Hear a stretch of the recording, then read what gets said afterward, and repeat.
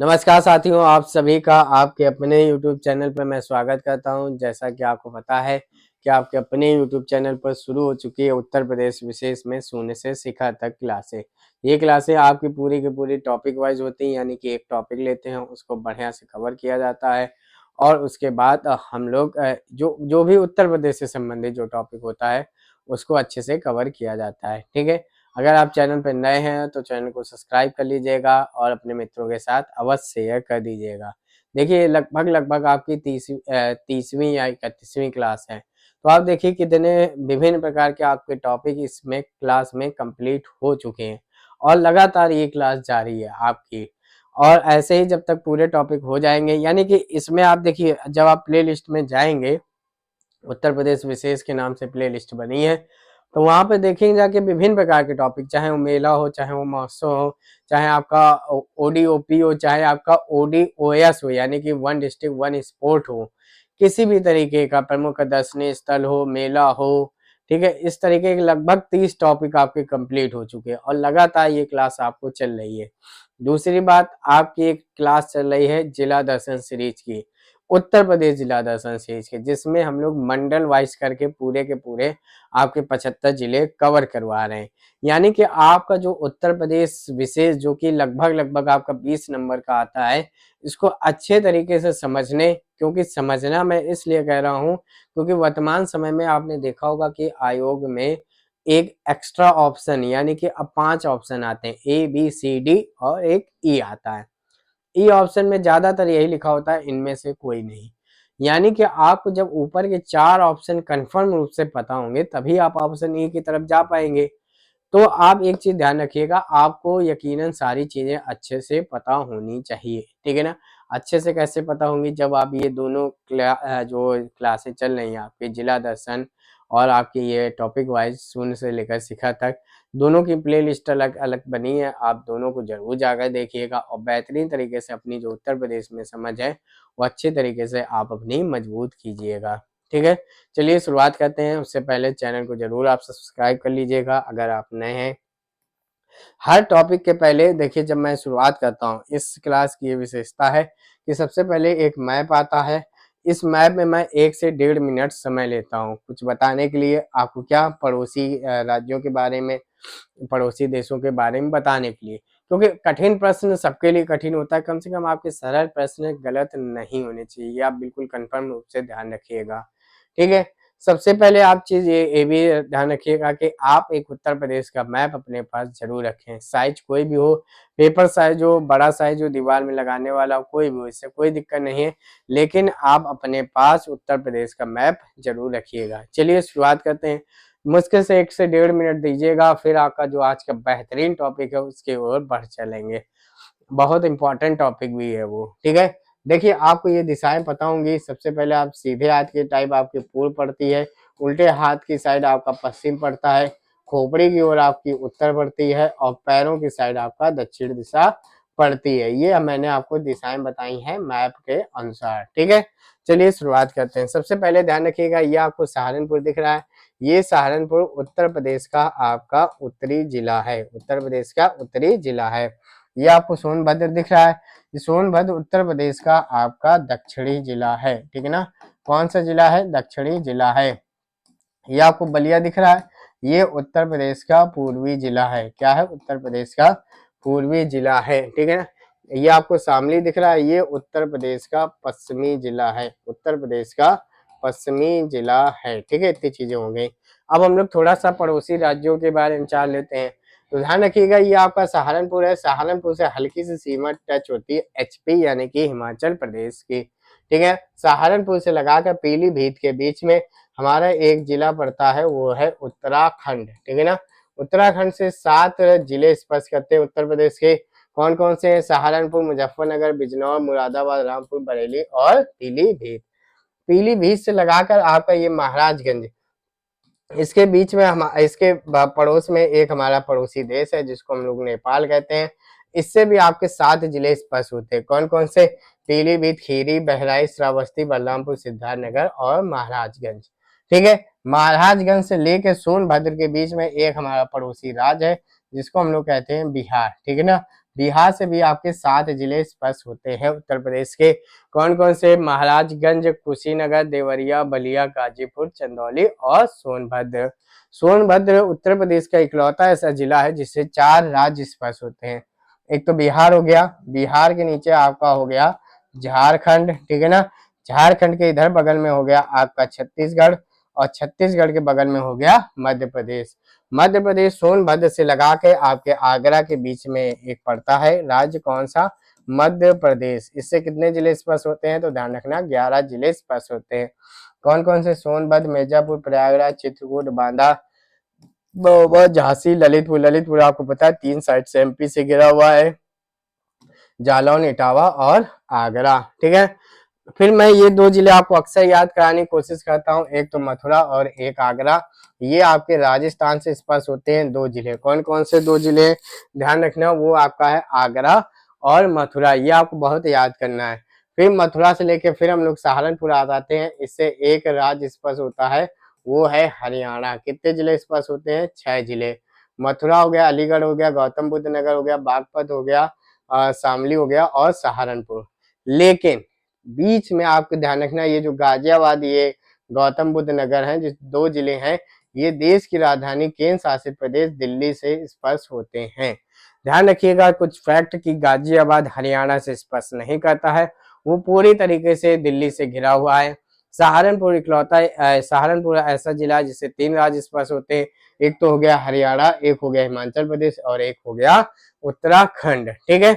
वर्तमान समय में मैं आपको बताऊं, एक प्रश्न पूछा गया था आयोग के द्वारा कि ऐसा कौन सा जिला है जो नेपाल और बिहार से दोनों से स्पर्श होता है। तो आपको मैप अच्छे से पता होना चाहिए, जो कि है महाराजगंज। कल को ये भी प्रश्न आ सकता है कि ऐसा कौन सा जिला है जो नेपाल और उत्तराखंड राज्य से स्पर्श होता है, तो वो पीलीभीत। तो कम से कम ये जो छोटे मोटे प्रश्न है ये आपके गलत नहीं होने चाहिए। चलिए आज चलते हैं आपके बेहतरीन टॉपिक की ओर, जो कि एग्जाम के हिसाब से बहुत महत्वपूर्ण है, जो कि उत्तर प्रदेश की प्रमुख नहरें, ठीक है। इसी तरीके से हम लोग बेहतरीन बेहतरीन जो टॉपिक है वो कवर करते चलेंगे। आपसे फिर कह रहे हैं, ये जो क्लास है ये आपकी टॉपिक वाइज है, हर एक टॉपिक आपको धीरे धीरे से सारे टॉपिक आपको कवर करवाए जा रहे हैं।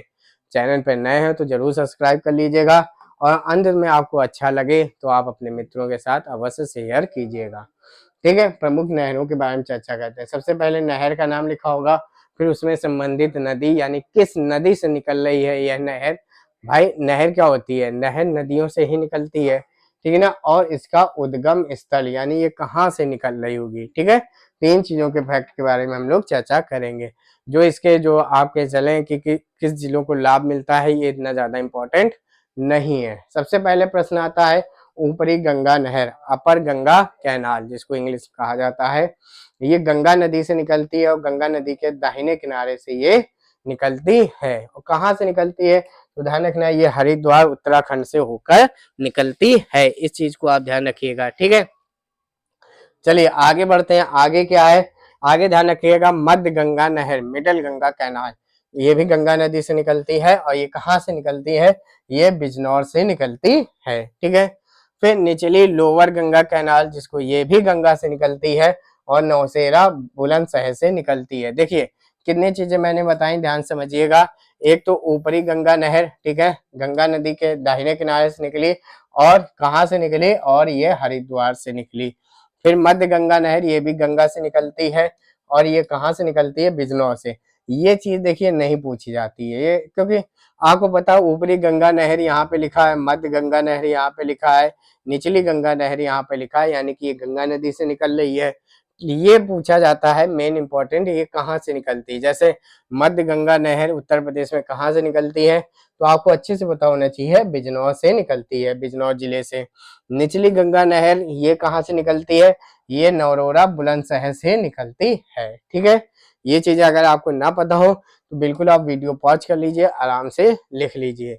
फिर आता है मोस्ट इंपॉर्टेंट आगरा नहर। आगरा नहर, ये ध्यान रखना, आगरा आपको ऐसे याद करना है कि आगरा कौन सी नदी किनारे स्थित है? तो ध्यान रखना यह यमुना नदी के किनारे स्थित है। और ये कहाँ से निकलती है? तो ध्यान रखना यह ओखला, ओखला दिल्ली में पड़ता है, वहां से यह निकलती है। देखिए क्या लिखा है, यमुना के दाहिने किनारे से निकलने वाली नहर है, ठीक है। 2 चीजें, जैसे ऊपरी गंगा नहर में मैंने लिखा कि गंगा के दाहिने किनारे से निकलने वाली नहर है, वही चीज यहाँ पे लिखा आगरा नहर जो कि यमुना नदी से निकलती है, यह भी आपके कहाँ से, यमुना के दाहिने किनारे से निकलने वाली नहर है। ठीक है, चले आगे बढ़े। जो चीज ना आपको आ रही है तो वीडियो पॉज कर लीजिए, आराम से लिख लीजिए। ठीक है, आगे बढ़ते हैं। इसके बाद देखिए, इसके बाद ये सारी कंफ्यूजन आपके खत्म हो जाएंगी, कौन सी चीज कहाँ से है। ठीक है, सबसे पहले दूसरा, अब आगे बढ़ते हैं। हमीरपुर नहर ये कहाँ से निकलती है? हमीरपुर भी यमुना नदी किनारे बसा हुआ है, यह हमीरपुर से ही निकलती है। हमीरपुर नहर ध्यान रखना ये। ठीक है, सरयू नहर, ठीक है, ये घाघरा नदी से निकलती है। सरयू नहर घाघरा नदी से निकलती है। और कतरनिया घाट, आपको पता है कतरनिया वन्य जीव अभ्यारण्य ये सब कहाँ स्थित है? बहराइच में स्थित है।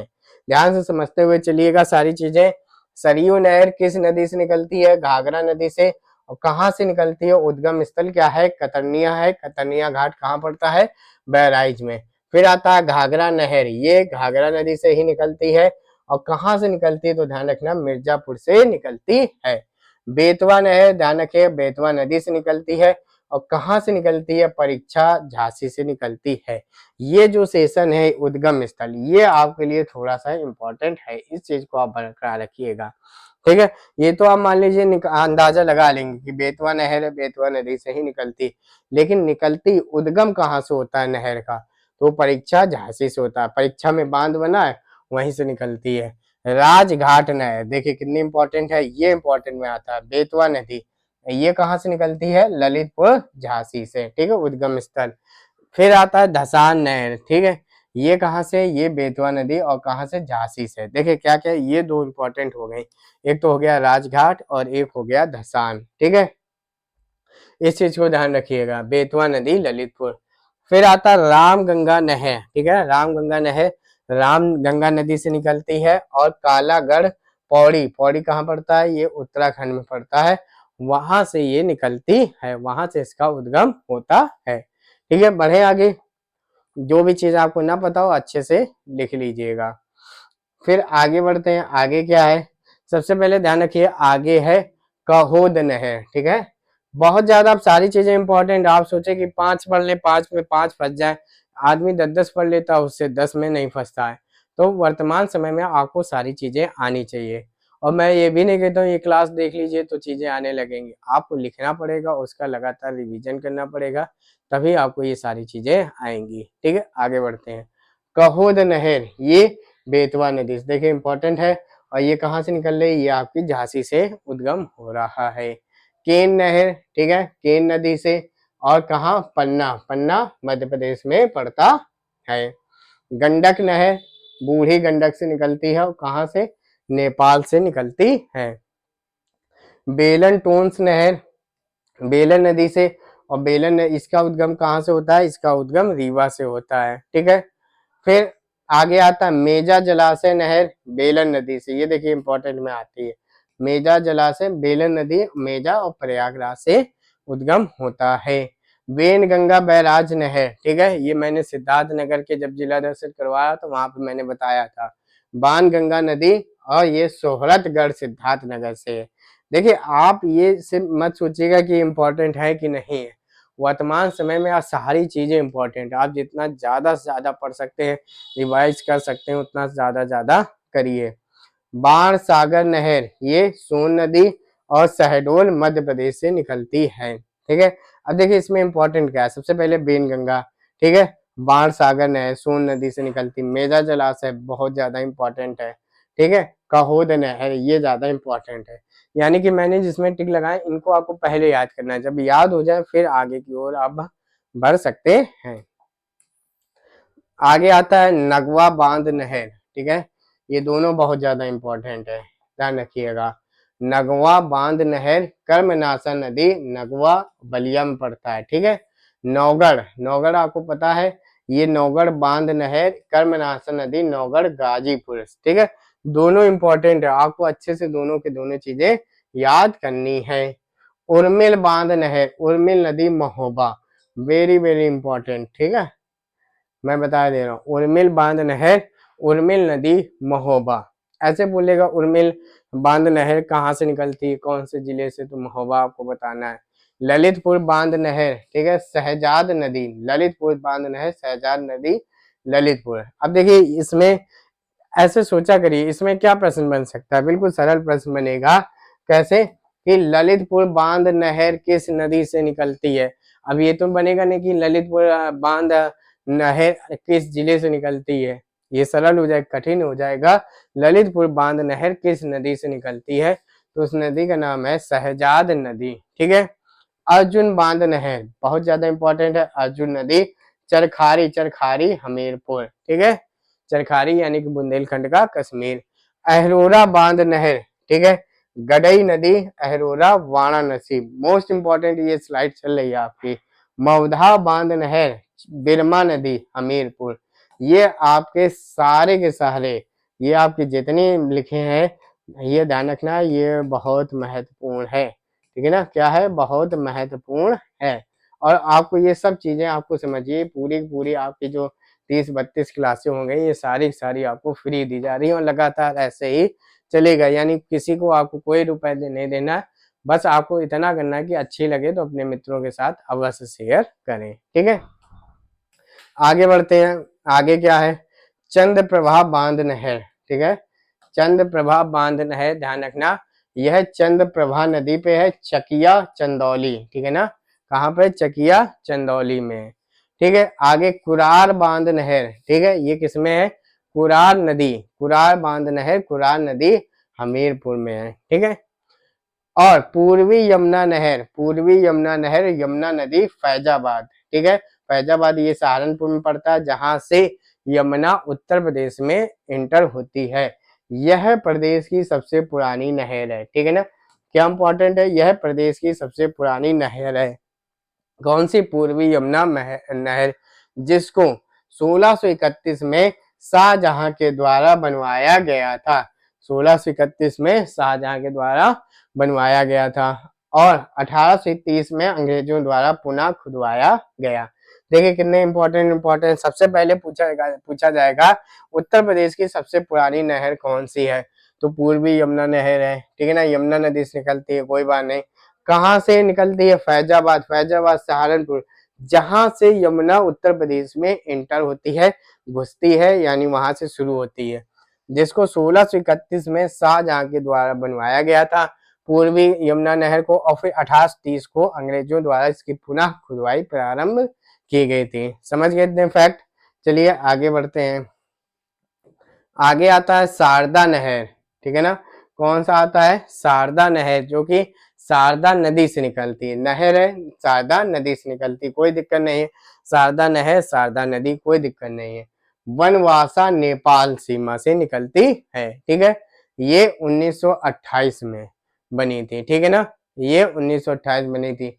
ये प्रदेश की सबसे बड़ी नहर प्रणाली है, देखिए कितना इंपॉर्टेंट फैक्ट है, प्रदेश की सबसे बड़ी नहर प्रणाली, लगभग ये कितने किलोमीटर सफर तय करती है, 12,368 किलोमीटर का, कितना, 12,368 किलोमीटर का ये कवर करती है शारदा नहर, यानी ये प्रदेश की सबसे बड़ी है और प्रदेश की सबसे पहली पूर्वी यमुना नहर, ठीक है, और सबसे बड़ी शारदा नहर, कहां से, वनवासा नेपाल से। प्रदेश में सर्वाधिक नहरों का विस्तार एवं सिंचित क्षेत्र पश्चिमी उत्तर प्रदेश में है, ठीक है ना, पश्चिमी उत्तर प्रदेश में सर्वाधिक नहरों का विस्तार भी है और वहां पे सर्वाधिक आपका सिंचित क्षेत्र भी है। पश्चिमी यानी कि जो मेरठ एरठ का जो एरिया है उसको कहा जाता है भाई पश्चिमी जिला कौन सा, मैंने बताया था आपको, शामली बताया था, तो वहीं से आप सारी चीजें समझ जाइएगा, क्योंकि आपको अधिकतर देखो मैंने जब शुरुआत से पढ़ा रहे तो हर नहर नरोरा से निकल रही है, फैजाबाद से निकल रही है, नेपाल साइड से और कुछ उधर से निकल रही है, ठीक है, तो वो सारी नहर उसी साइड आ रही हैं। प्रदेश में सर्वाधिक लंबाई में नहरें हैं रायबरेली में, रायबरेली यानी कि ऐसा जिला है जहाँ पे सर्वाधिक नहरें सबसे लंबाई में निकल रही हैं, ठीक है। पाताल तोड़ कुआं योजना कहाँ चलाई जा रही है, बुंदेलखंड में चलाई जा रही, कहाँ चलाई जा रही, बुंदेलखंड क्षेत्र में चलाई जा रही है, ठीक है। जो भी चीज आपको ना याद हो आप लिख लीजिए आराम से, अगर आपको कोई डाउट हो तो आप अपने डाउट को कमेंट सेक्शन में या आप हमारे साथ टेलीग्राम और व्हाट्सएप ग्रुप में जुड़कर वहां पर आप बता सकते हैं। गंगा जल परियोजना, कुछ परियोजना के बारे में। ये पेयजल परियोजना है, कहाँ पे? ग्रेटर नोएडा दिल्ली में गंगा जल परियोजना।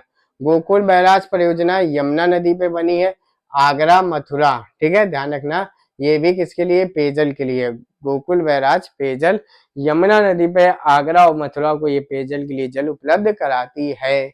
लवकुश बैराज, ध्यान रखना, गंगा नदी पे, और कहाँ पर है? कानपुर में। जिसको गंगा बैराज कहा जाता है उसी को लवकुश बैराज। ये पेयजल के लिए गंगा नदी कानपुर। आगरा बैराज जो कि ये भी पेयजल के लिए है, ध्यान रखना, ये भी आगरा यमुना नदी पे, ठीक है। हथनी कुंड बैराज, ये 5 राज्यों का संयुक्त, ठीक है, 5 राज्यों का संयुक्त है हथनी कुंड बैराज। यमुना नदी पर ये बना हुआ है, सहारनपुर में बना है। निर्माण इसका 1872 में हुआ था। तो ध्यान रखना हथनी कुंड बैराज है कहाँ पे? तो ध्यान रखना ये सहारनपुर में है, ठीक है, उत्तर प्रदेश के। और यमुना नदी पर ये बना है, 5 राज्यों का संयुक्त बैराज है, यानी कि 5 राज्यों को ये जल उपलब्ध कराता है, ठीक है। तो इस तरीके से आपकी जो प्रमुख नहरें थे वो कंप्लीट होती हैं। अधिकतर अच्छी जैसे ये जो स्लाइड है, ये वाली मोस्ट इंपॉर्टेंट स्लाइड है, ठीक है। मैं बहुत सारी चीजों को है कि जो इम्पोर्टेंट है उसको, जैसे ये केन नहर केन नदी, ये आपको इम्पोर्टेंट नहीं है, ठीक है, लेकिन सारी चीजें लानी चाहिए, आपको सारी चीजें पता होनी चाहिए, नहीं तो आप खुद ही सोचेंगे अरे ये चीज नहीं पता, चलिए ये चीज। तो जो भी चीज सरल हो उसको आप छोड़ दीजिए, जो भी आपको कठिन लगे उसको आप तुरंत नोट कर लीजिएगा, ठीक है। जैसे राजघाट नहर, दसान नहर मोस्ट इंपॉर्टेंट है। इसी तरीके से हमारी जो समस्त टॉपिक है धीरे धीरे खत्म हो जाएंगे, ठीक है। आज हमारा जो महत्वपूर्ण टॉपिक था उत्तर प्रदेश की प्रमुख नहरें, वो खत्म होता है। आपको अगर ये क्लास अच्छी लगी है तो अपने मित्रों के साथ अवश्य शेयर कर दें। आप हमारे साथ टेलीग्राम व्हाट्सएप ग्रुप में भी जुड़ सकते हैं। अपने विचारों को व्यक्त करने के लिए आप कमेंट बॉक्स का यूज कर सकते हैं। धन्यवाद।